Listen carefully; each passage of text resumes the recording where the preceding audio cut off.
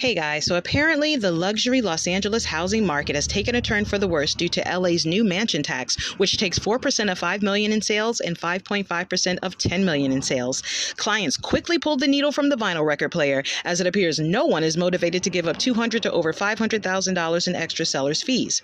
I think the only clients who will have a problem with the new mansion tax are those who bought their home strictly to flip it within a few years.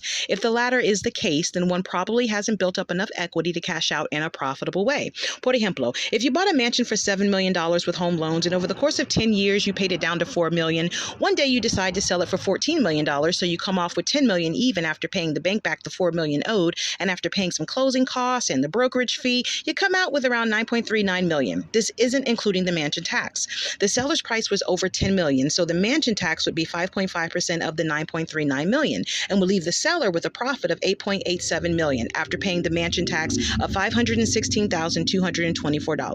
Basically, since the seller bought the home 10 years ago for $7 million, they only profited $1.87 million in 10 years when it could have been $2.39 million without the mansion tax. But the good news is at least the client received all invested monies back with a little extra. The deal could have gone south when the client not receiving back a full investment, and then what would be the point in selling, right?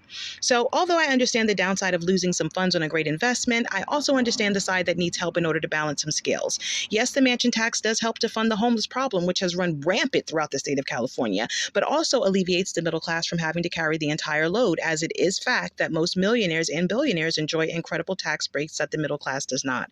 When I hear wealthy people in the media spewing hatred towards the fact they're being held accountable to help with America's plight of homelessness, especially when you're already blessed to own a home which entails more square footage and probably more acreage than the average American will ever own, especially when you're blessed to sell it for millions of dollars and can afford to live wherever you want comfortably for the rest of your life, when you think about paying it forward with a few $100,000 that you'd probably spend in a month, it's really not so bad in my opinion. People who own mansions don't sell them every day or every year, so it's not like it's a constant taking of funds. If I sold my mansion for $14 million and got my full investment back plus a little extra, sure, I'd want all my money, but the fact that the funds are being put towards a charitable effort to help others and clean up our streets while increasing property and neighborhood value, I mean, really, doesn't that sound like a good thing?